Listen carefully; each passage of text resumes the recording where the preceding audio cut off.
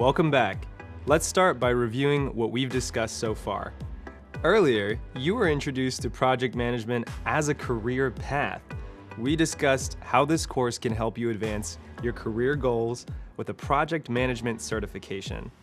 And we also discussed some of the basics of project management, like how to define a project and its different components. Then, we went over some distinct project management careers, roles, and responsibilities. Now, it's time to gain a deeper understanding of a project manager's role. By the end of this module, you'll be able to explain the unique value a project manager brings to their team. You'll also be able to describe a project manager's roles and responsibilities and list their core skills.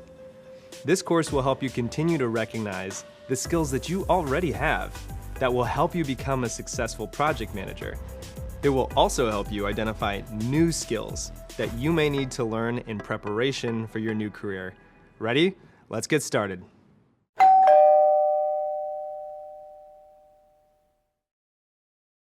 Earlier in this course, we introduced you to the world of project management. We discussed how project management spans industries and companies of all kinds, from large corporations to small businesses. Now let's define what a project manager is and describe how they add value to their teams and organizations. Let's start with the definition. Project managers shepherd projects from start to finish and serve as guides for their team, using their impeccable organizational and interpersonal skills every step of the way. As you learned earlier, project managers usually follow a process that involves planning and organizing, managing tasks, budgeting, and controlling costs so that the project can be completed within the approved time frame. We'll dig deeper into these topics throughout this program. What you need to know right now is that project managers play a crucial role in their organizations. Project managers add value to their teams and organizations in key ways that include prioritization, delegation, and effective communication. So let's break these down. First, we'll discuss prioritization. Project managers add value to their teams and organizations through effective prioritization of tasks required to complete a project. They're experts at helping team members identify and break down large tasks into smaller steps. There will be times when a project manager may not know which tasks to prioritize. To determine which ones are the most critical to the success of the project, they'll connect with their teams and with stakeholders to gather information and make a plan. Stakeholders are people who are interested in and affected by the project's completion and success, like the leader of an organization. You've probably used prioritization to complete work in the past. In any kind of project, personal or professional, there are tasks with different levels of priority. For example, let's imagine that you've decided to rent a house and plan to repaint the rooms. You've picked out your paint and you're eager to get started.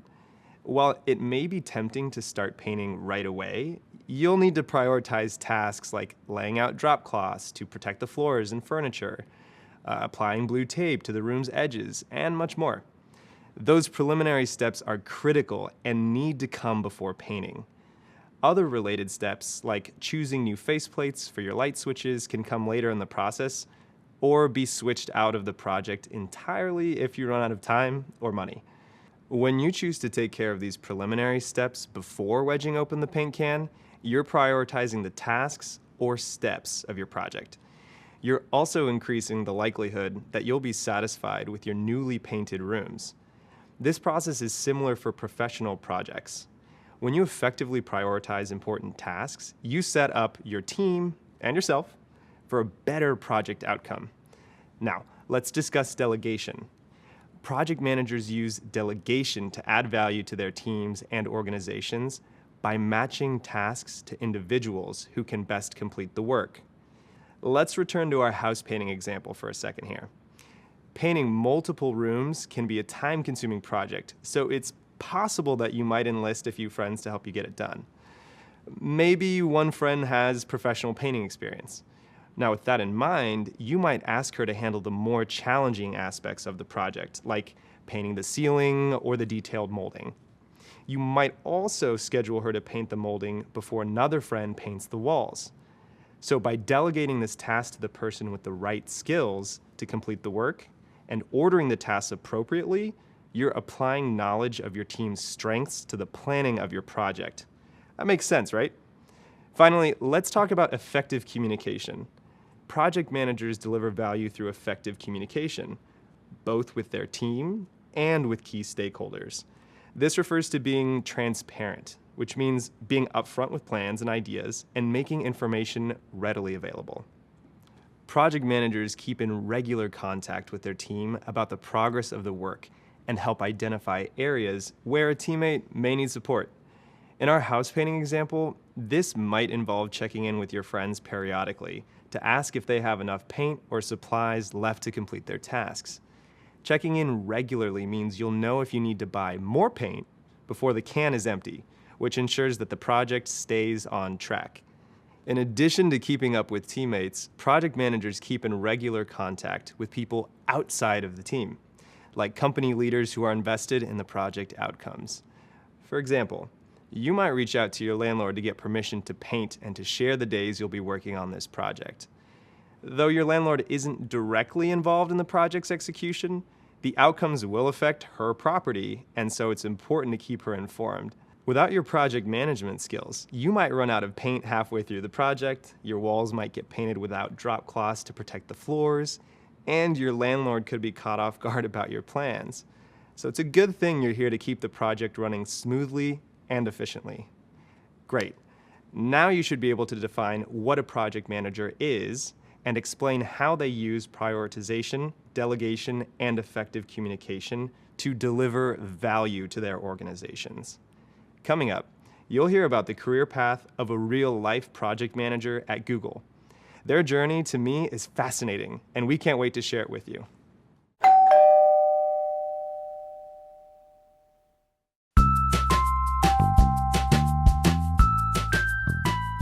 My name is Joanne. I'm a senior program manager at Google. I'm a first-generation Chinese American. My family and I came to the United States when I was young. My parents worked really hard when I was growing up, and I spent a lot of time by myself, basically just having to take care of myself, planning my meals, doing my homework, taking care of chores. So I feel like I got a little bit of my program management skills from just being really organized, like having to be really organized all the time. My path to being a project manager really started as a business systems analyst.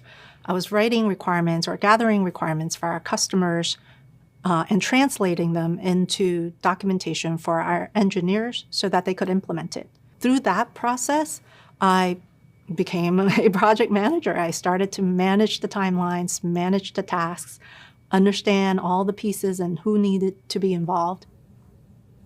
And there you go, you have a project manager.